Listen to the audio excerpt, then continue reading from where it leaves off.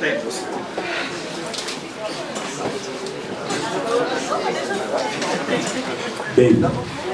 queria dar boa noite a todos e todas, agradecer muito a presença de vocês neste dia de inverno rigoroso da cidade do Rio de Janeiro. Ver a casa assim tão cheia é uma alegria muito grande.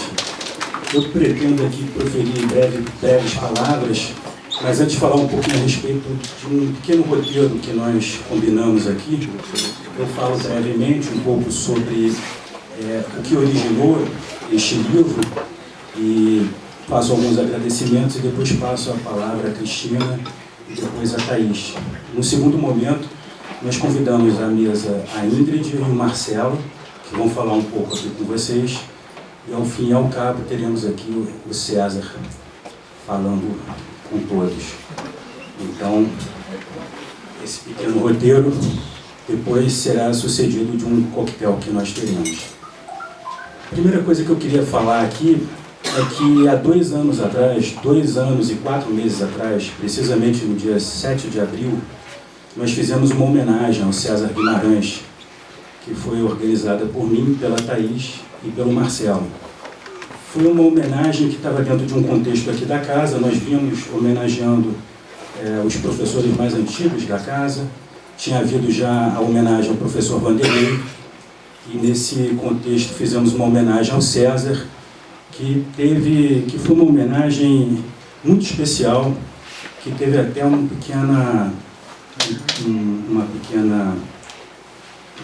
violão que o Pedro Lima, que chegou agora, tocou, que foi extremamente bonito, emocionante. E nessa homenagem nós falamos da obra de César Guimarães, que é um professor da casa, fundador do IUPERJ, que orientou inúmeros alunos, participou de inúmeras bancas, ministrou inúmeras aulas, teve uma participação, eu diria até visceral aqui na nossa casa. E em algum momento alguém citou a palavra ágrafo, porque não haveria, de fato, havia uma obra, mas não havia uma obra escrita. E isso um pouco foi uma provocação, incomodou algumas pessoas, e a partir daí alunos, orientandos, um conjunto de professores começou a mapear os escritos de César Guimarães. Houve um recolhimento desses textos que estavam em lugares diversos, alguns escritos em coautoria, etc. E começou todo um trabalho de sistematização, de seleção do material. Eu não vou falar muito sobre isso, acho que a Cris pretende abordar um pouco essa história. Mas e isso se consolidou neste livro aqui, que tem aproximadamente 400 páginas. É um livro que ficou com um formato um tanto grande, né? Mas poderiam ter surgido outros, porque tem muitos escritos esparsos e é possível que surjam outras edições. Mas eu queria destacar que esse projeto do livro ele é fruto da homenagem que nós fizemos há 2 anos atrás. O livro é uma encarnação desse projeto e essa ideia do ágrafo acabou sendo uma provocação que fez com que a gente percebesse que havia uma série de escritos em que César versava sobre os temas mais variados, devido à sua notável erudição. Outro ponto que eu queria destacar aqui também é que nós estamos vivendo tempos um tanto sombrios e distópicos. Então, eu queria fazer um agradecimento à Fundação de Amparo e Pesquisa do Rio de Janeiro, a FAPERJ, que por meio de nossas bolsas viabilizou também esse projeto do livro. No momento em que a universidade está sob ataque, com recursos sendo cortados numa escala sem precedentes, ter o apoio aqui da FAPERJ para viabilizar o livro deste autor tão importante como é César, que escreveu tanto sobre a ideia de democracia, é uma alegria inaudível.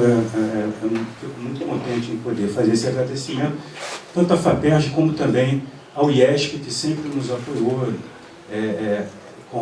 sob a figura também do nosso diretor, João Félix. Então, esse é um ponto que eu queria mencionar.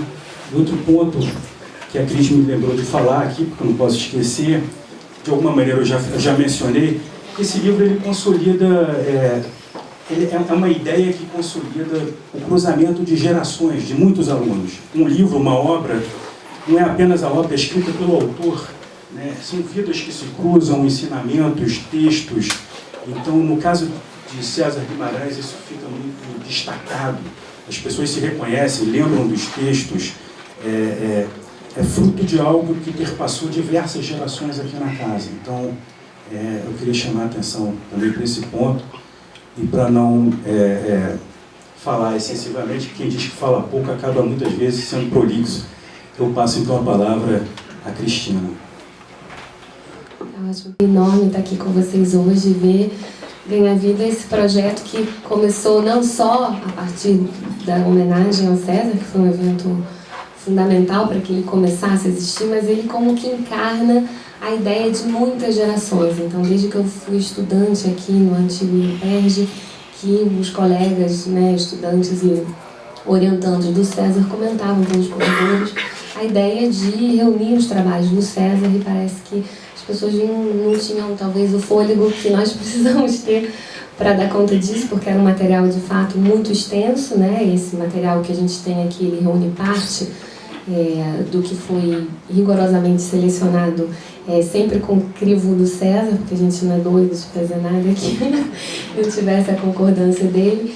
A gente partiu de um material preliminar fundamental que foi reunido pelo Josué, a propósito da homenagem a que o Pedro se referiu, e foi fundamental que a gente tenha conseguido ganhar o César para o projeto, porque aí a gente fez longas reuniões, lembro de uma delas na sala do Pedro, que se estendeu por horas a fio. Na época meu filho ainda não tinha nascido, eu não tinha que buscar na creche, então a gente foi, entrou aí noite adentro conversando, e depois as muitas visitas de Thaís à casa de César também foram fundamentais para que a gente tivesse as pistas para ir reconstituindo esse material. E ao final o que a gente conseguiu compor foi um material bastante heterogêneo, tanto do ponto de vista da forma quanto do conteúdo. Então a gente tinha assuntos muito variados sendo tratados em suportes de texto muito variados também. Então a gente tinha desde pequenos textos de intervenção, de conjuntura, artigos de fôlego, de reflexão sobre questões várias da teoria política e social. Há artigos de conjuntura também, eles maiores, mais extensos, no formato mais acadêmico, outros menos acadêmicos, enfim. A gente tem um pouco de tudo aqui. Então, superada essa primeira barreira, esse primeiro desafio de recolher o material, o segundo desafio foi dar uma forma a ele, né? E acho que eu não conto uma novidade para vocês quando eu comento que o César não tem o perfil de um intelectual especialista, né? O que é muito encantador, e também o que traz um grande problema para os organizadores, porque a gente labutou muito para conseguir chegar numa forma, né? Porque as abordagens dos artigos do César, claro que alguns têm temáticas mais marcadas, em que a gente consegue com mais clareza definir um certo eixo temático, mas outros, né, passeiam por assuntos e áreas afins, o que traz uma certa dificuldade, né?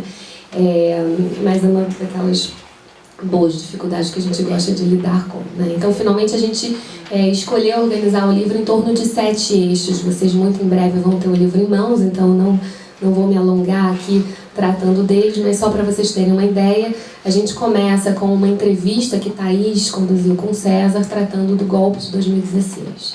Em seguida, a gente passa, então, para os textos, como eu mencionei, né, que tem formas várias, né? E a gente primeiro faz um recorte, digamos, temporal, né? A gente começa com uma reflexão sobre o desenvolvimentismo nacional popular, depois a gente passa numa terceira sessão para reflexões várias, né, que vão desde a ditadura até a redemocratização.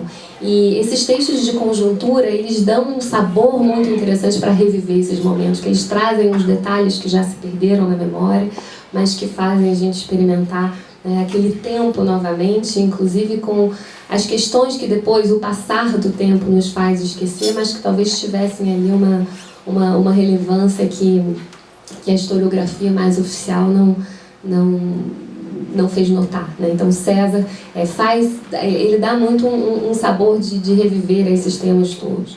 Depois a gente tem uma sessão em que o César tem parcerias com a Silvia Geschman, com o Roberto Amaral, em que eles tratam de comunicação e política, né? Em seguida, uma sessão que a gente intitula Abordagens de Teoria Política. Depois temas de política externa, que cobre agendas variadas, mas com ênfase em Estados Unidos e América Latina. E depois, em seguida, uma sessão de fechamento em que novamente a gente mobilizou entrevistas. Essas entrevistas foram feitas por outros colegas da PUC, né, que talvez alguns estejam aqui, desculpa se eu não estou vendo, Werneck, Viana, e Ismael, Ricardo Ismael e outros. Bom, dito isso, eu já passo para a Thaís, a gente acha que consegue ser fiel à nossa promessa de ser breve.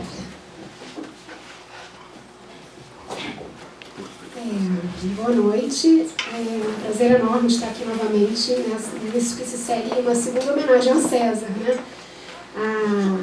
E eu queria agradecer desde já essa oportunidade de prestar essa homenagem ao César, na primeira rodada com Marcelo, Jasmin e Pedro, e agora nessa segunda rodada com Pedro novamente, parceiro, e a Cristina, que foi um prazer participar dessa empreitada, né? Além de toda a competência acadêmica dela, né? Também a capacidade executiva, né? Que nós precisávamos para ver esse projeto se concretizar. E especialmente ao Marcelo, que foi quem primeiro nos inspirou a coletar esses textos na época da homenagem. Nós não sabíamos ainda muito bem o que fazer com eles, fizemos uma pasta de Dropbox para que as pessoas que participaram das mesas de debate pudessem eventualmente utilizar esses textos. Alguns utilizaram, outros não. E o Josué se estendeu, né, além disso, e foi com seu faro de historiador, Josué Medeiros, meu colega hoje na UFRJ, e buscou uns textos que nós não conhecíamos, que eram cadernos de conjuntura. César tem muitos textos nessa publicação do IUPERJ, antigo IUPERJ, né, do início da década de 90. Mas só queria acrescentar, então, essa apresentação que a Cristina fez, que o Pedro também fez. Por que nós chegamos nesse formato? Na verdade, tem uma escala temporal de 50 anos. O primeiro texto é de 1962 e o último é de 2012. E depois disso se segue um e-mail, né, que foi compartilhado publicamente, e as entrevistas. Seguem as entrevistas.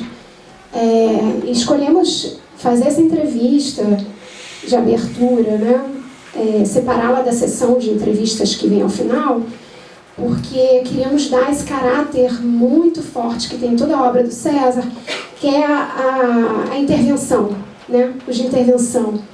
E queríamos algo que estava afligindo a todos nós, né? Na época, essa entrevista, vocês vão ter a oportunidade de ver, de 2018, de agosto. Nós não tínhamos ainda o resultado das eleições. E ali, César traz toda a discussão da democracia, do fascismo, muito instigante. Bem, tivemos que dar um ponto final nisso aqui, de modo algum, né, vai exaurir os textos de César. Então foi o que a gente conseguiu catalogar. Na época eu lembro que César cedia a sala dele para mim, para que eu pudesse usar alguns dias. Eu catei lá uma parte das coisas dele do arquivo pessoal, o Josué contribuiu, outras pessoas foram contribuindo, até que, meses atrás, o Zé Svaco aparece com outro texto do César, escrito com Arnaldo Japor. Aí a gente, não dá mais para acrescentar nada. Então, tivemos que dar um ponto final, e foi meio que uma escolha aleatória, em parte, né? E queria só pontuar essa questão. Sobre, acho que é uma curiosidade, como foi a relação com o César nesse processo. Como a Cris disse, nós sempre consultamos ele, mas ele não tinha ideia do que era esse produto final, né? Com sorte, ele pôde acrescentar aqui agradecimentos finais, né? A gente consultava esse texto, aquele outro, e ele sim, e tal, esse não, às vezes insiste. Então, vocês podem ter ideia do nível de cuidado também e delicadeza que nós tivemos que empreender nessa tarefa. Também justificar o formato. Esse formato vem, no formato do livro, né, ficou um livrão. Né? É bom, né, que o livro do César seja um livrão. Né? E a Cristina, nas suas negociações com a editora, né, era o formato que a editora oferecia. Ou fazer um formato menor, comum, que todos nós conhecemos, mas aí em 2 volumes. Achamos melhor, optamos por esse. E a escolha dessa capa, né? Por que essa capa? Também foi discutido com o César. Ele ofereceu até uma outra, mas a gente bateu o martelo nessa aqui. Então, vocês veem, a gente foi um pouco rebelde às vezes. Mas porque era muito significativa essa capa, não só por... Vocês conhecem, né? Torres Garcia, né? Invertendo aqui o mapa, né? Sul ao norte, o nosso norte ao sul. Mas também porque, para nós que frequentávamos a sala do César, os colegas e os orientandos, era o que né, saía naquele contexto de uma sala muito sóbria, com poucos móveis e livros. Era esse quadro pregado na parede. Então, e por último, então, para fechar aqui nossa participação, chamar Ingrid e Marcelo. Todo o projeto, né, é um projeto idealizado ou realizado coletivamente, né, como a gente já apontou aqui. Então, a gente necessita prestar alguns agradecimentos. Primeiro, aos coautores, né, que nos cederam a sessão, a possibilidade de publicar, né, os artigos desse livro com César, que Marcelo Cerqueira, Roberto Amaral, a Maria Lúcia Werneck Viana, Silva Gershman, José Maurício Domingues e Maria Maneiro.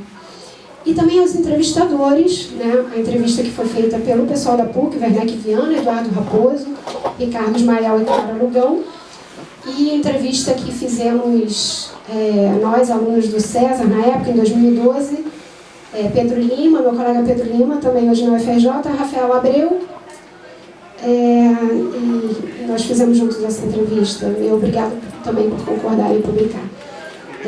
Marcelo Jasmin, agradeço de novo, sempre vou agradecer, foi o propulsor dessa coletânea, eu considero, né, também com sugestões de textos. Josué, já agradecemos aqui, e também a Beatriz Garrido, nossa bibliotecária-chefe do IESP, que também nos ajudou a localizar, né, nos arquivos da instituição alguns textos do Caderno de Conjuntura, certo? Que hoje estão de forma indisponível, né? Estão disponíveis no acervo da Universidade Cândido Mendes. Aqui no IESP podemos encontrar alguns, então, números. Ao Rodrigo Boccia, Silvana Teles, Ana Carolina Santos, Rafael Rezende e Bianca Florencio, que ajudaram na digitação, na transcrição e na revisão parcial desse material. A Caroline Caldas, que foi essencial para fazer uma pesquisa, fez uma pesquisa minuciosa, né, para atualizar conforme as normas correntes, aí, as referências, né, que estavam nos artigos mobilizadas pelo César. A Cláudia Botzer também foi fundamental tanto na reconstituição desse arquivo do Caderno de Conjuntura. Ela tinha uma lista de todos os números, todas as publicações, e também com a revisão dela meticulosa do material. Por último, sempre bom começamos por isso, e também encerrar agradecendo o apoio institucional do IESP. Ok? Ingrid, Marcelo. A todos também, continuando essa mesa de 2 aqui, né? Eu não vou falar nenhuma novidade, eu dizer que é uma enorme alegria. Eu acho que é um momento de, não só de alegria, como de confraternização. Nesses tempos tão sombrios que nós estamos vivendo, isso é muito raro. Então eu sinto realmente uma emoção ao saber que a gente pode estar aqui nesse nosso velho centro, com todas as gerações aqui, e podendo, mais uma vez, celebrar o amigo e mestre César Guimarães. Já foi dito muito sobre o livro e a mim me pediram que falasse um pouco sobre o livro, então eu vou, não vou querer, vou pretender não me repetir e vou ser bem rápida,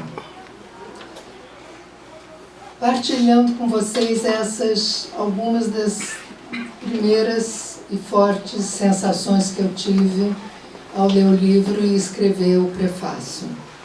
A primeira delas, que chama atenção, é realmente a gente ver um livro que é o produto de 50 anos de um trabalho intenso. Essa antologia, sem dúvida, além do próprio César, é uma contribuição, é uma elaboração muito delicada dos organizadores. O resultado do livro acrescenta aos textos os depoimentos de César Guimarães, em um resultado adquirido em belas entrevistas.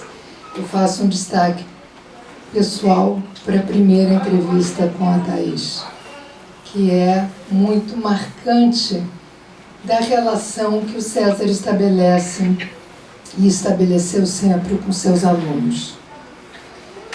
Por ele mesmo, no seu próprio depoimento, revela-se a potência do intelectual que fala ao público e do acadêmico que generosamente orienta e divulga o conhecimento. E se reconhecem nos depoimentos a fina ironia, as angústias do homem digno que questiona seu tempo e as transformações desse nosso conturbado século XXI. E de encontro aos cânones da ciência política, sugere que é a vida que deveria organizar a política. César enfrenta nesse livro os desafios políticos contemporâneos. E em todos os temas há sempre um objeto de reflexão em articulação do passado ao presente. Já se falou aqui, a Cris mencionou, os diferentes ângulos e das conjunturas da história brasileira contemplados, lembrando a todo momento que política não é abstração. O desenvolvimento e o nacionalismo na era Vargas, o poder dos meios de comunicação e a estrutura monopolista da televisão brasileira na democratização dos anos 80. A social-democracia e os partidos políticos, dentre os quais o Partido dos Trabalhadores, são alguns dos temas analisados sob uma ótica que recusa o dogmatismo e por isso mesmo provoca no leitor novas indagações. O olhar crítico sobre as conexões internacionais da política ganha relevo nas referências à Guerra Fria e as consequências da política externa dos Estados Unidos nos rumos da política da América do Sul e, inclusive, seus efeitos sobre os caminhos da esquerda brasileira. César menciona com destaque a derrota da Europa social-democrata neste século. Contudo, lembra que a luta das massas pela conquista de direitos continua há mais de 2000 anos. Afinal, direito são conquistas de quem luta pelo direito. Sobre golpes, este livro é uma valiosa contribuição, através da incansável defesa da democracia que caracteriza a trajetória do nosso César. E se expõe sem rodeios na rejeição ao golpe de 2016, que depois a presidenta Dilma Rousseff. Outra constante, o antidogmatismo, não atenua, porém, a crítica radical ao liberalismo. Apesar de esgotado, o liberalismo continua a ser doutrina dominante, lembra. Não só na universidade, como no mundo global atual. É o ar político que o mundo respira. Nesse contexto, a distinção entre o intelectual e o acadêmico expõe o caráter conflitivo, exacerbado na atualidade, de sua coexistência na universidade. Para o intelectual, afirma César, trata-se de estar na esfera pública, dirigir-se ao público, enquanto na vida acadêmica, o profissional fala a seus pares numa estrutura hierarquizada. Mas intelectualmente, essa presença é determinada pela autoridade. Universidade, tempo para pensar e dialogar. Como pensar e dialogar num ambiente tão competitivo como o do trabalho acadêmico submetido aos imperativos de uma determinada produtividade na atualidade? No caso dos cientistas políticos, o problema é, de certa forma, mais complicado. Na medida em que César reconhece a vocação política na necessidade de falar do poder e não ao poder, a partir das questões de cada tempo. Pergunta-se, então, César, e fica a pergunta para nós: como falar da política a partir da vida? São palavras de César. O que nos cabe fazer não é só resistir, é opor algo. Esse algo se chama política. A política não acabou. Sempre haverá política enquanto houver humanidade. E concluindo com uma pequena, importante reflexão, que o espanto sempre esteja a nos perturbar. Obrigada.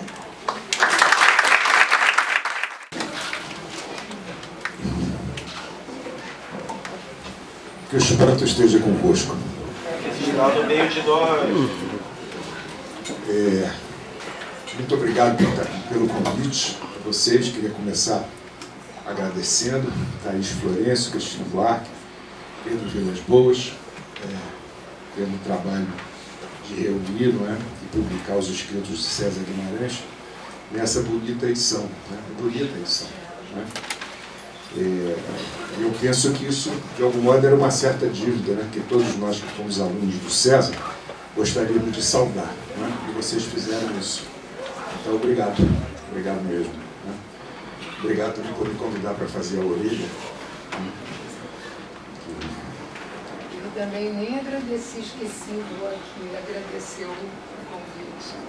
Hoje é dia de espanto e agradecimento. Eu vou ler uma coisinha breve, imagino, porque eu quero, mais uma vez, ler um trecho de César Guimarães para vocês. Vocês vão ter a oportunidade de ler e imaginar ele lendo, mas eu queria ler um pouquinho também. Mas antes eu queria dizer uma coisinha muito breve. Né? A reunião dos escritos de César nos dá a oportunidade de um contato mais pausado, mais refletido, com um pensamento sempre tão instigante e tão provocador de César. Nós conversávamos no outro dia sobre o fato de que a publicação em antologia desses cerca de 40 ensaios, fora as entrevistas, dava um certo ar de coerência à obra de César. Sabemos que coerência não é lá uma qualidade muito frequente nos escritos políticos, né? Como, aliás, já nos alertara o historiador inglês Quentin Skinner, em suas sofisticadas elucubrações metodológicas, tão conhecidas pelo César, né? E que, aliás, sobre Quentin Skinner, César deu várias aulas, né? Nessa sala está aqui mesmo, né? Que vocês estão sentados.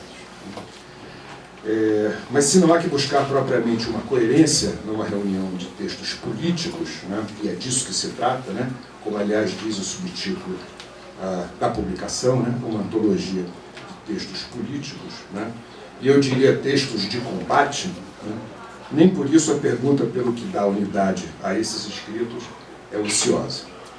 Eu me perguntaria, há unidade ou coerência na obra de César Guimarães?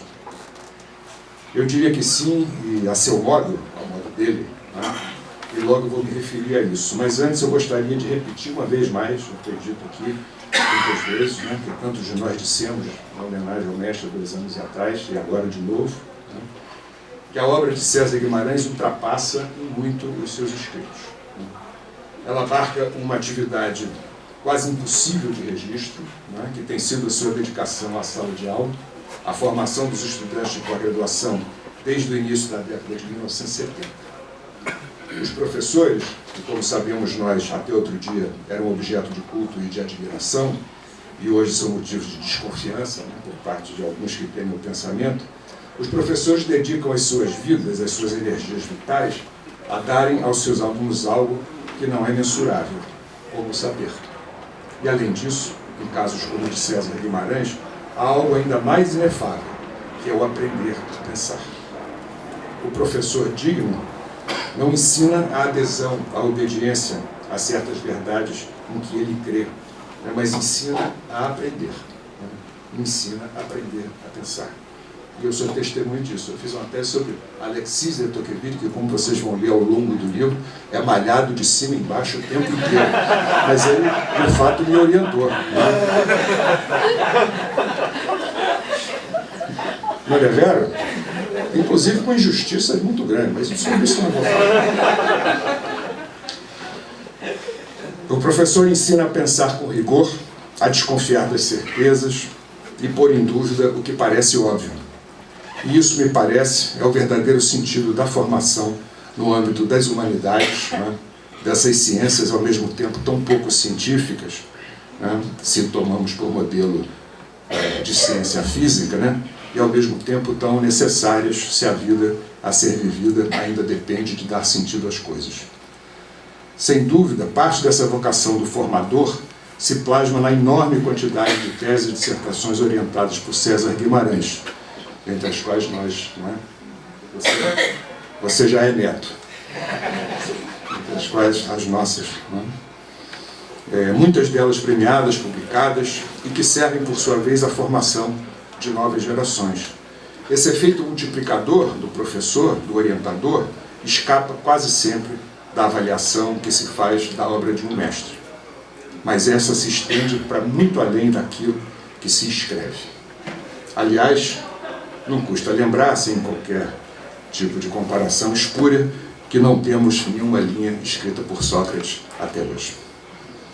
Mas, porventura, César também escreveu.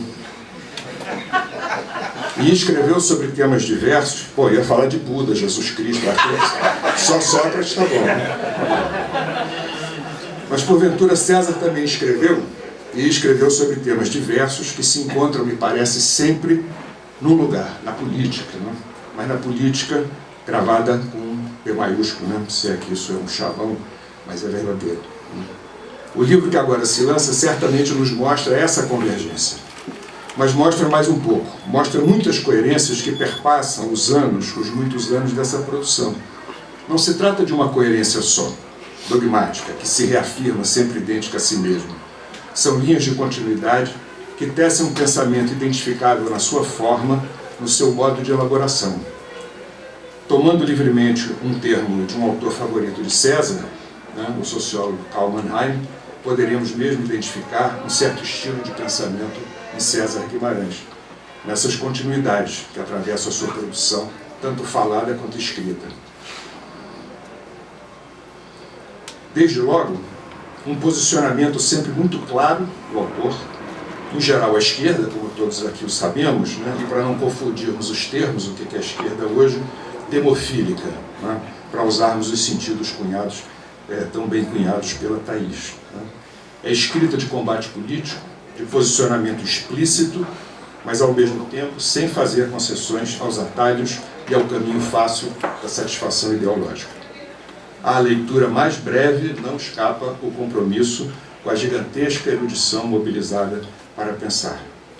Também não escapa a ironia, por vezes finíssima, por vezes brutal, que perpassa todos os textos de César.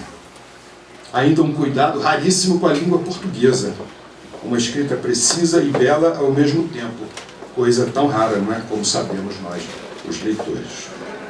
E um compromisso com a política.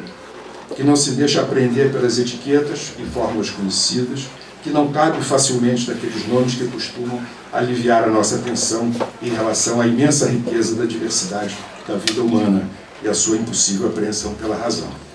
A política, para César Guimarães, assim como a vida, já nos disse a Ingrid, e diz muito bem no seu prefácio, no seu belo prefácio que escreveu, sobra para além das nossas categorias e do nosso esforço de sistematização, tanto prático quanto intelectual.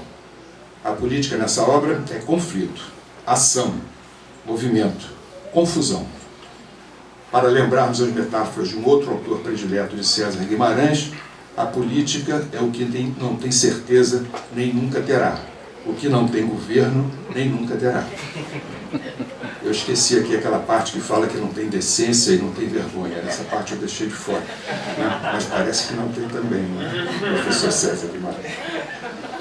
Essa aproximação entre política e vida parece-me um eixo inescapável do estilo de pensamento de César Guimarães. E para ilustrar o que eu digo para vocês, eu escolhi um pequeno texto publicado nos Cadernos de Conjuntura do antigo UPERJ. Nós não temos a data, mas imagino que seja o primeiro caderno de conjuntura, pela natureza do texto, e que me parece expressar com rara felicidade esses muitos aspectos que eu quis aqui ressaltar. O nome do texto é Mares da Lua. E me permitam, professor César Guimarães, eu vou ler um pequeno texto seu. Mares da Lua. O professor Mendes, querido, embora algo seco no trato, ditava aos alunos do Colégio Santo Inácio as suas graves lições de geografia. Uma de certo inesquecível. Título da aula, Mares da Lua. Subtítulo, Não há mares na Lua. Foi há algum tempo, esqueceu-me o ano preciso, mas a lição, em sotaque português, continua deliciosa e correta. Verdade que desde então, houve quem visitasse mares da Lua, mas não menos verdade que se não os navega, porque mares de fato não são, como bem quer a lusa e apropriada geografia. O conjunto de contribuições teóricas e procedimentos metódicos utilizáveis numa análise de conjuntura está mais do que nunca aberto a visitas, mas também por aí não se chega à navegação. Apetrechado ou não, e melhor se o for, o navegador com frequência cria os mares, ou deseja criá-los. E a imaginação, a intuição e a criatividade não são apetrechos. Há tempo que os mares da Lua se cansaram dos poetas, recatando o bom gosto. As conjunturas políticas fadigam o cientista, escondendo-lhe o essencial, entre aspas.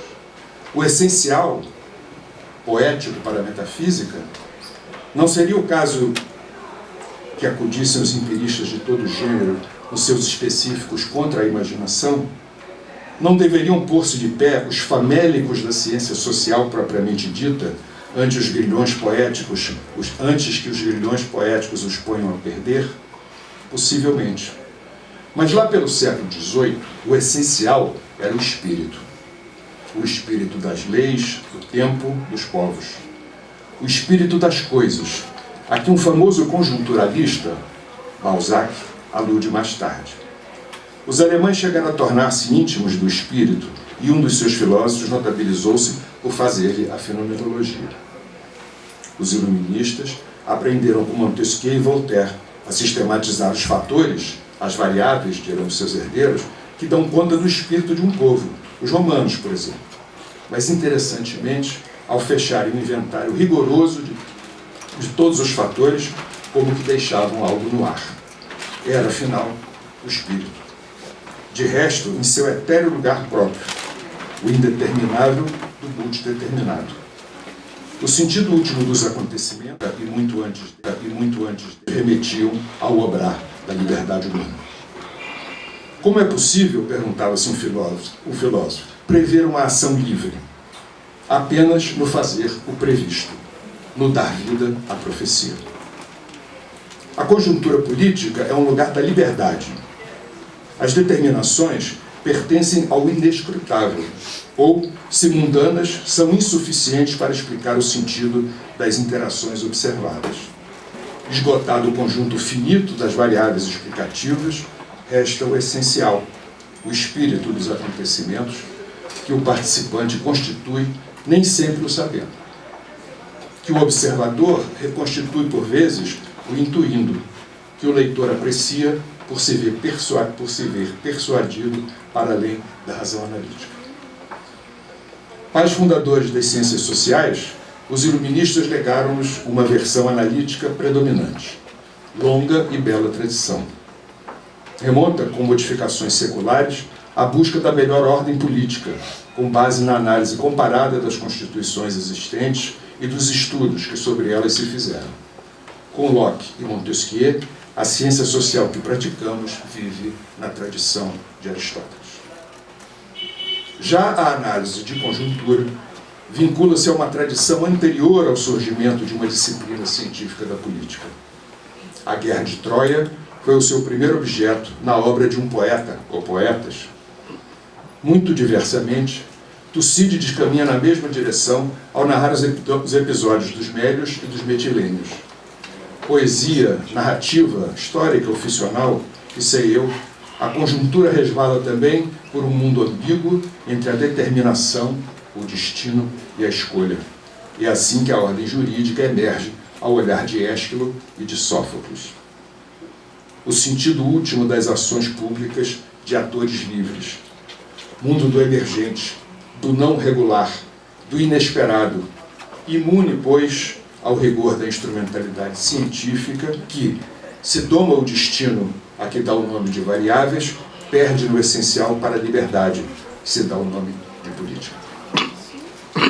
Política que ainda não se consolidou numa ordem, numa constituição definida que permita a Aristóteles e sua tradição tratá-la a frio, analisar, comparar, generalizar.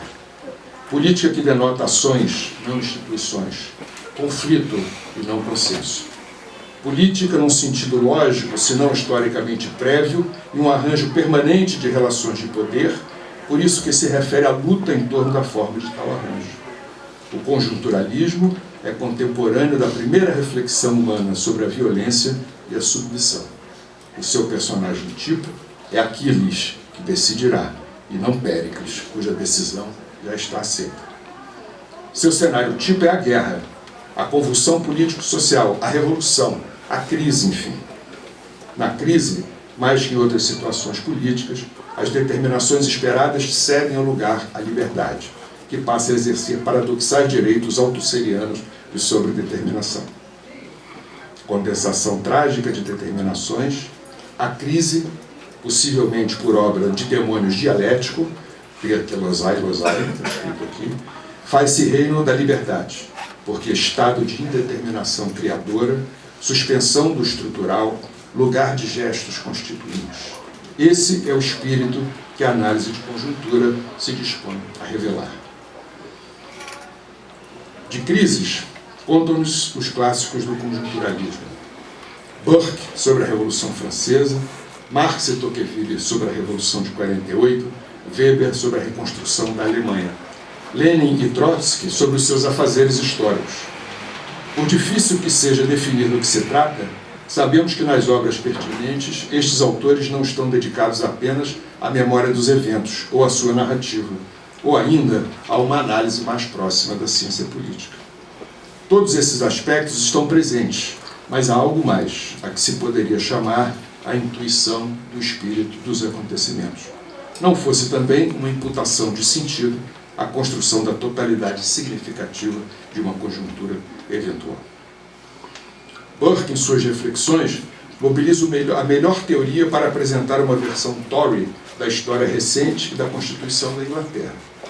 Subsequentemente, passa a contrastá-la com os acontecimentos na França e contribui para inaugurar a moderna análise política. Suas observações sobre a Assembleia Nacional, eleições, composição, funcionamento, atribuições, constituem ensinamento útil ainda hoje para o cientista político.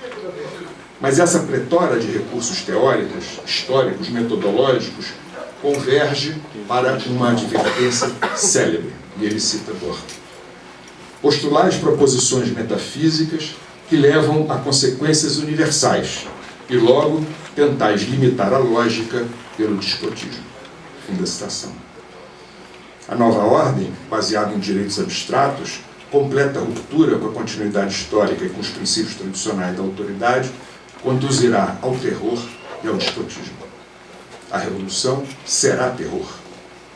É assim que o fundador do conservadorismo moderno constitui, na leitura, a construção de seus primeiros momentos, o futuro da Revolução Francesa. Espanto dos leitores de Burke, alma dos eventos, vida dos participantes. O espanto novamente está aqui. Mobilizados por sua repulsa reacionária, Burke sabia que a constituição de um objeto político requer os serviços da paixão. Cita Burke novamente. O que quer que seja adequado a excitar ideias de dor e de perigo, ou seja, o que quer que seja terrível, ou se refira a objetos terríveis, é uma fonte do sublime, ou seja, é produto da emoção mais forte que a mente é capaz de sentir. Fim da citação. Com a Revolução Cataclisma, a Revolução Terror, Burke elabora a obra da arte política com a qual assombra o leitor na denúncia do espírito da Revolução. O terror que virá será o da Revolução Francesa e o de todas as revoluções. Livres das determinações habituais, sucedâneos ideológicos da providência, acaso hesitarão os revolucionários em violentar a natureza? Longe estamos da razão analítica e dos seus feitos na ciência política de tradição aristotélica, pois o leitor tipo do conjunturalismo não busca apenas saber, mas apreciar, participar de um argumento persuasivo, um discurso que transita entre a poética e a retórica e que incita a decisão. Os grandes conjunturalistas, e os citados aqui são grandes, exerciam eles também nas suas obras escolhas cujo fundamento é ético-político e que pertencem ao mundo da liberdade, porque também são grandes cientistas sociais da tradição ortodoxa, analítica, desafiam o leitor atento a encarar o contraditório perene do pensamento social, afirmar-se mais e mais como exercício científico de validade universal e remeter à negatividade particularizante que a escolha política impõe. Geniais desafiadores, exatamente porque nos ensinam que o enigma não tem solução. Eu acho que César Guimarães escreveu esse texto autobiograficamente. O enigma não tem solução. Professor César Guimarães.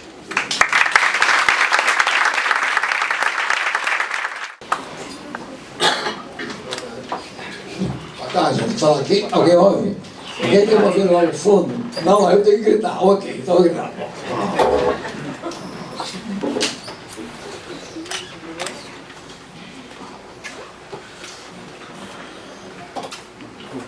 Os amigos às vezes têm por hábito de escutar-me emoções fortes, né? Porque é estranho nessa altura da minha vida. Né?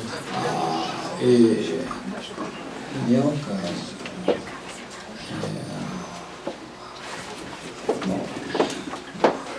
Marcelo, você acabou com o que eu tinha lembrando?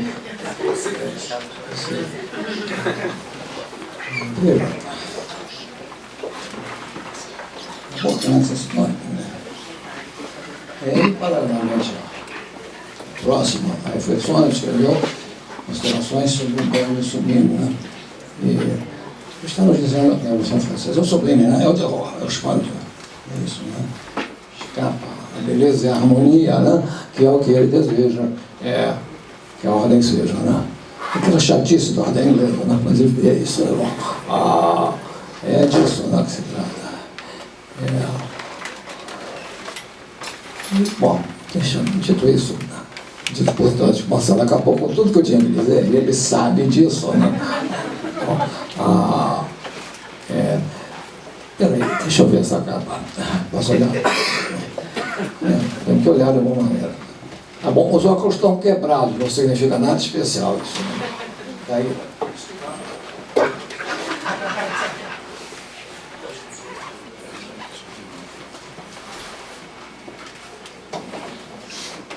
É um mapa. Que coisa. Isso você acha o desenho, suponho, né? De Joaquim Torres Garcia, muitos daqui saberão, mas não todos, que trouxe para os Sul, né? Trouxe para o Uruguai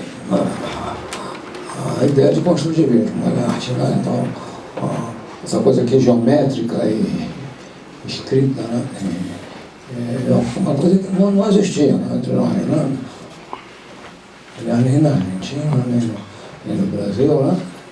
A nossa arte era figurativa ainda. O modernismo foi figurativo, né? Ok. E assim será por muito tempo, esse é outro problema. Então, a inversão que ele faz aqui, Deus me livre, não se trata de alguma estupidez anti-imperialista, ok? É uma referência seguinte, né? Ele inverte para dizer o que é possível fazer no norte é possível fazer no sul, ok? Ok. Deve ter aprendido isso no seu trabalho em Nova York, né? Bom, dito isso, respiração tomada, e vamos lá. Bom, enfim, Thaís, Cristina e Pedro,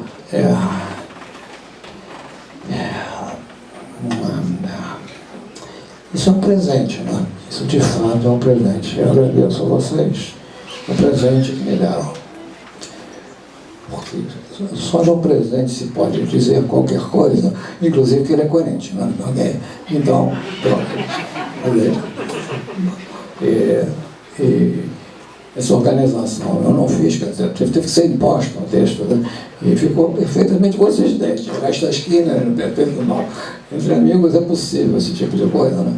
Inclusive a prática de contrafactuais, vai tudo bem, né? Ok. Se assim fosse, então, bom, bom, também, obrigado. Eu não imaginaria juntando isso aqui, não.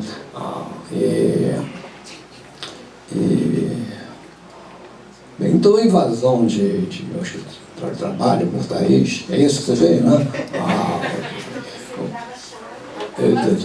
Eventualmente, em minha casa, de uma parte da biblioteca que eu não estava usando, muitas dessas coisas estavam lá amontoadas, né? Sabe-se Deus à espera de quê? Isso foi de Thaís, não? E escolher assim, tem 3 maneiras por qual esse maldito texto foi publicado.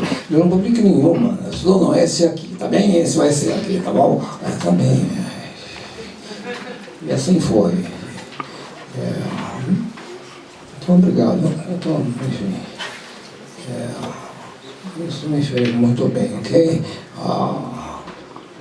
Essa altura dos acontecimentos, eu não estou planejando o que vai acontecer nos próximos 20 anos, né? Certo, estou que enfim. Agora, ágrafo. Vamos combinar, né? Que eu continuo achando isso. Essas coisas foram... Enfim. Eu disse aqui, em 2013, né? Foi isso, 2016, que eu me sinto em aula. É onde eu me sinto. Não adianta, velho. Mas, enfim, você abandona a pesquisa, não me sinto em aula, acabou. Né? Existem. Os criadores, né? Existem. Os divulgadores, né? Existem os diluidores. Eu não sei de onde vem esse negócio, não fui eu criando, não. Okay. Eu divulgo, né? A pesquisa cria, né? Pesquisa para os criadores. Né? Ou pelo menos devia ser. Né? Bom, diluir não, né? Diluir não vale. Né? Então, é isso. Isso. Pior é dizer isso nesta casa, né? Onde, ao longo do tempo, né? A ideia de educação e pesquisa foi se consagrado porque é necessário que assim seja. Senão, não existe, não sobrevive. Né? Não sobrevive. Bom, a terceira coisa tem a ver com as trevas, né? Não disse que você sabe, as trevas, né? Há tempos que são mais trevosos do que outros, né? Então, nesse momento, por exemplo, na Hungria, na Itália, as trevas são poderosas, né? Eleitas, né? Devidamente eleitas, né? Evidentemente só idiotas consideram que o primeiro-ministro da Itália, né, o presidente da Hungria, que aqui esteve, né, não sei porquê, aquele sujeito eleito, é um conservador, né? Então está tudo bem, no melhor dos mundos possíveis, né? Bom, então tá bom. Eleito, tremenda votação, é melhor pensar, né? É melhor pensar. O mundo, eu não queria falar disso, mas enfim, vamos lá. Não há que perder muito tempo com o fato que todo mundo sabe isso, né? Está nos jornais, né? Quer dizer, os partidos de extrema-direita crescem no mundo todo, né? No mundo todo, né? Há lugares em que não precisam crescer, né? Não precisam sequer surgir. A Espanha é um caso, né? Nesse momento, no interior do Partido Popular, há uma ala já neofranquista que diz com estes nomes. Somos neofranquistas, um nome parecido, não me interessa. Comandada por um primeiro-ministro Aznar, né? Ok. Eu costumava fazer uma anedota com isso, mas não cometeria esta grosseria. Ok? Então, não é isso, né? Na Itália tem que ser contido, porque não se deixa imigrante morrer, né? A União Europeia não deixa, né? Por enquanto. Né? Bom, então, o fenômeno que ocorre no Brasil é parte de um contexto, e tudo se dá. Eu não entender isso, né, é engrandecer quem não merece grandeza. Então, é isso, é um momento terrível da história da humanidade e que vai ficar aí. Sabe por que vai ficar aí? Porque ninguém briga contra ele. Se não brigar, vai ficar. Isso, briguem contra ele. Ou seja, você vai brigar, não sai de casa. Não tem competência nem para correr da polícia, né? Mas eu custa recomendar, né? Enfim, se não brigar, vai ficar. Né? E é nesse sentido, note, né, que não se luta propriamente por democracia, mas por democratização, né? É isso que eu passei a ver tentando dizer. Se alguma coisa é o espírito do texto, o que se eu disse espírito do texto, disse, acabei dizendo, esses textos aí que eu escrevi, uma preocupação com democratização e um certo mal-estar, né, com o nosso uso tão fácil do termo democracia, né? Muito fácil, né? É coisa assim, por instituições democráticas, um termo democrático. Então, como tudo já foi dito, o que eu escrevi aqui? Eu escrevi nada. Eu estou tremendo aqui, então melhor ainda, né? Eu não sei se há espírito nos meus textos, eu acho que está uma falta de espírito total. É verdade, sim, essa preocupação se dá há muito tempo. Atualmente ela se oculta, sei lá por que se oculta, né? Sob a forma de ironia, né? E assim se vive uma instituição, particularmente uma instituição que tem diversidade, né? Então não dá. A minha preocupação sempre foi essa, de uma maneira expressa. Minhas aulas expressavam isso, de uma forma ou de outra. A democracia política contemporânea não decorre da ordem liberal, que nunca fundamentou, né? A extensão do sufrágio eleitoral não democratiza a ordem liberal, por amor de Deus, né? Uma coisa é a extensão do sufrágio, outra coisa é a democracia, né? O que a extensão do sufrágio faz é legitimar a ordem liberal. Foram poucas as forças populares que demandaram a extensão do sufrágio. Isso foi enorme, na realidade, a maioria que lutou pela democracia queria extensão do sufrágio, ponto. Eu não estou dizendo que não foi aceito, estou dizendo que a consequência, né, do que ocorre é que isso é aceitar a hegemonia liberal, nada mais. Isso foi o que a social-democracia fez ao longo de sua história. Não é depois do Moro, não. Desde sempre. É um partido reformista. Então não é isso, tá bom? A alternativa é um partido revolucionário. Que horror, né? Que coisa feia.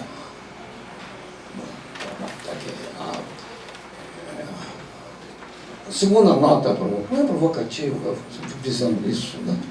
Não há instituições democráticas. Não existe isso. Por favor, não façam isso com as próprias instituições, né? Mas há instituições liberais, né? Vejam, gente, instituições são instrumentos de contenção. Congelam relações sociais. Né? Congelam relações sociais do momento em que são criadas. Isso está especialmente em relação a instituições de regulação, a meu juízo. Eu posso estar errado falando coisas erradas para quem aqui por perto entende regulação mais que eu. Bom, mas enfim, vejam, uma tolice, evidentemente, alguém virar para mim e dizer, César, você está querendo dizer, isso é outro César. Portanto, você não faz ideia. Esqueci. Que instituições revelam o que as classes sociais são? Não! Impossível isso. Basta observar qualquer instituição com mais dificuldade para funcionar, que esteja funcionando de alguma maneira, mal que bem. Vamos lá, Supremo Tribunal Federal. Está bem? Todos bem contigo? Supremo Tribunal Federal, eu não estou bem nada, não. Ok, então. Eu estou aqui tentando me lembrar, não quero me lembrar, né, de quem começou essa ideia de que é preciso ter mulheres lá. Ok? Então, mulheres. Não sei mais que outras, de grupos étnicos deve ter, mas eu esqueci. Né? Quanto a mulheres, eu posso citar um exemplo. Né? Bom, salvo em causas muito específicas, numa instituição, mulheres não se comportam como mulheres, mas como parte da cultura da instituição, não é isso? Dividem-se de uma certa maneira, né? Organizam-se de uma certa forma, né? Se eu voto nas pessoas, eu sou mulher, né? E assim porque justiça especialmente, né? Eu também dei um exemplo fácil, né? Justiça especialmente não foi feita para expressar a ordem social, mas para contê-la. Então a lógica é uma lógica própria. Né? Eu prefiro ficar por aqui. Né? Mas então, César, então é isso mesmo. O fato que instituições têm uma lógica própria não demonstra em nada que elas não sejam instituições de contenção. O congelamento de um lado e a lógica própria de outro convivem perfeitamente. Basta pensar um pouquinho, mas um pouquinho só. Bom. Por outro lado, eu só tenho não, né? Não existe, eu digo coisas não, né?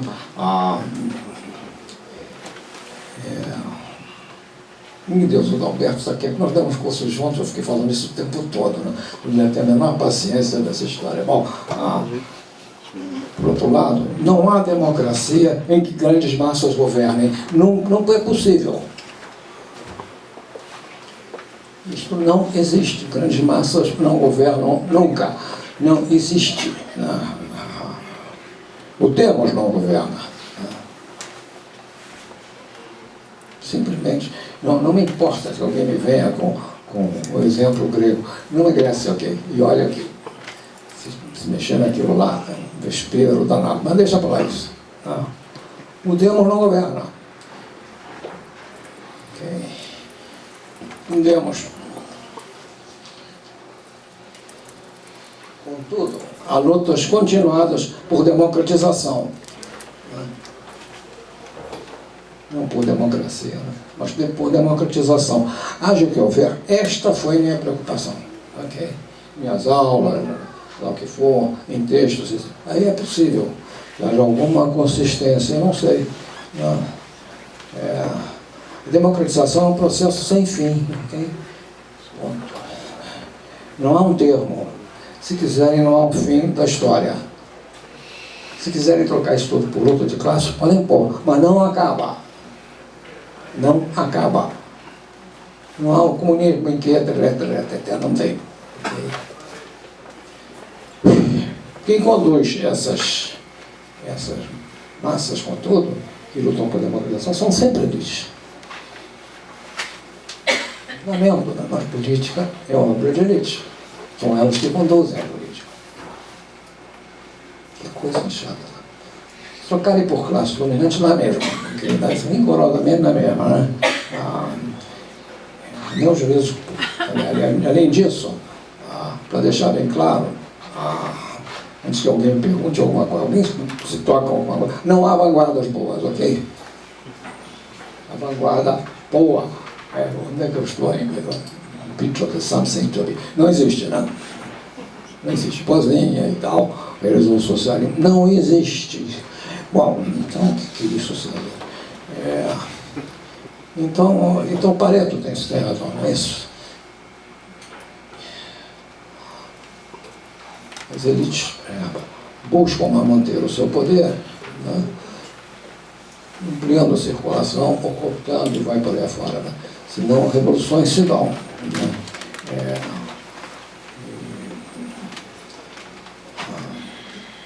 E Michels também faz sentido, né? Uma vez se apropriando do poder,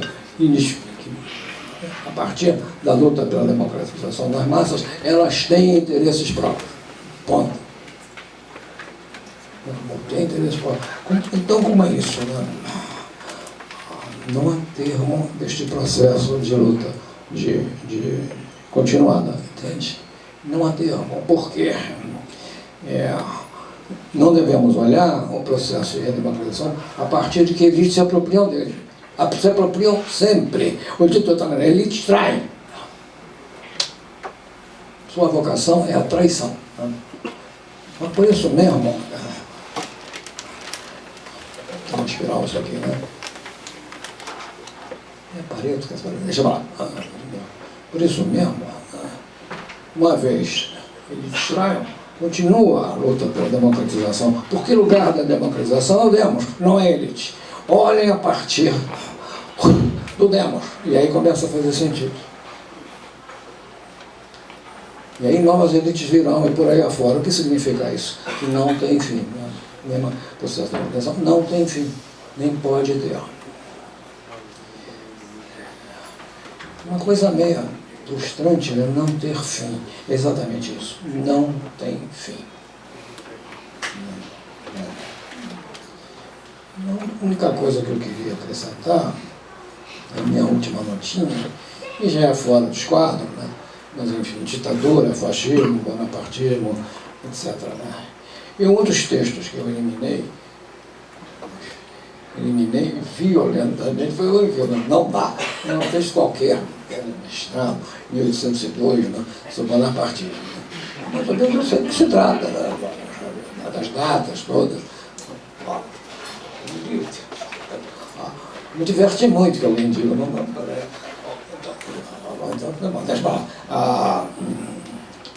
fascismo, né?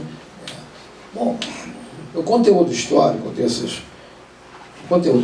conceitos é datado, rigorosamente datado. Todo mundo sabe que, né, Mussolini, a marcha Roma, 22, né, ok? Que ele acaba de pendurado pela... Onde foi, hein? Bom, está lá.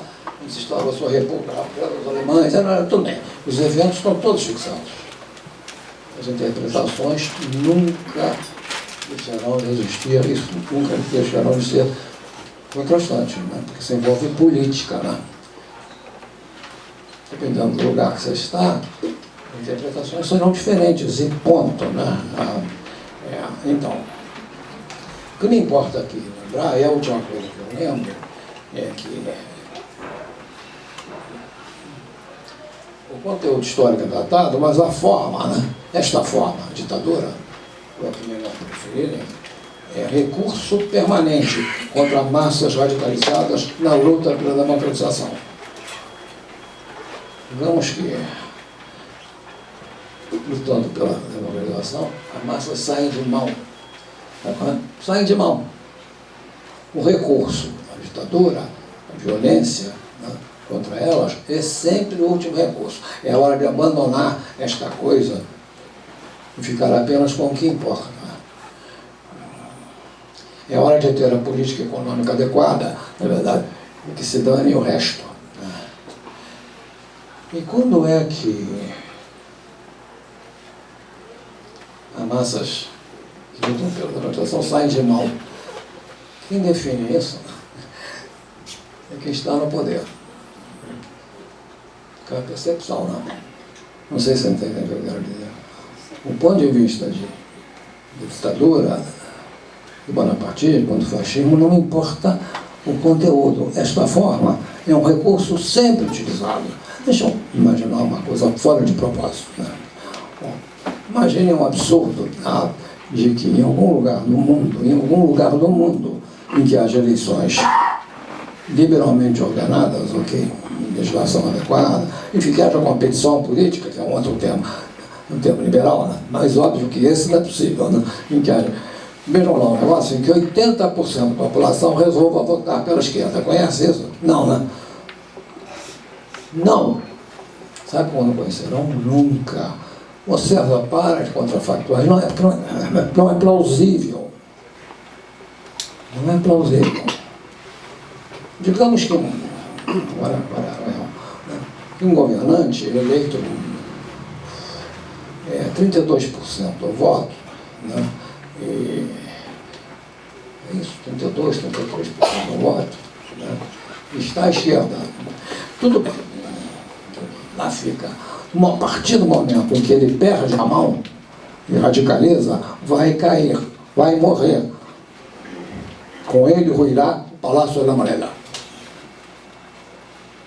É isso. Quem lançou mão disso? Quem comprou aqueles generais? Não sei. Eu sou um idiota, então não leio jornais. O resto é filme, né? Acho que é um filme. Não estou me lembrando quem fez esse filme. Posso gravar? Posso gravar. Bom. Então é um filme, não disse nada. O filme é que diz. Essas coisas, então, são provocações que sempre me ocorreram e que apenas eu estou acentuando como coisas que me interessam, de alguma maneira me interessam, crescentemente me interessam.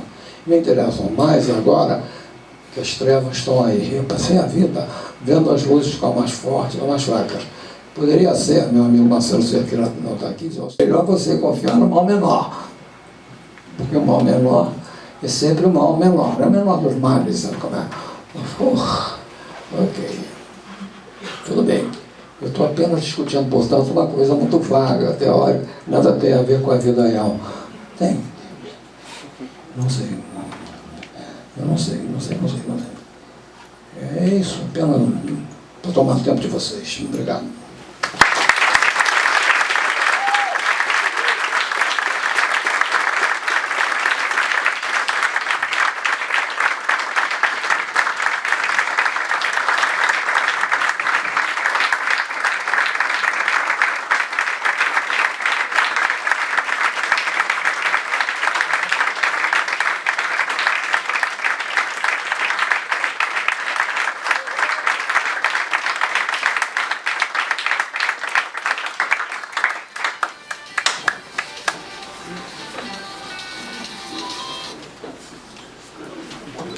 Agora não tem mais roteiro, né?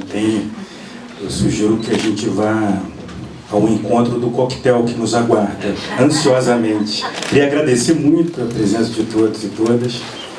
E vamos lá.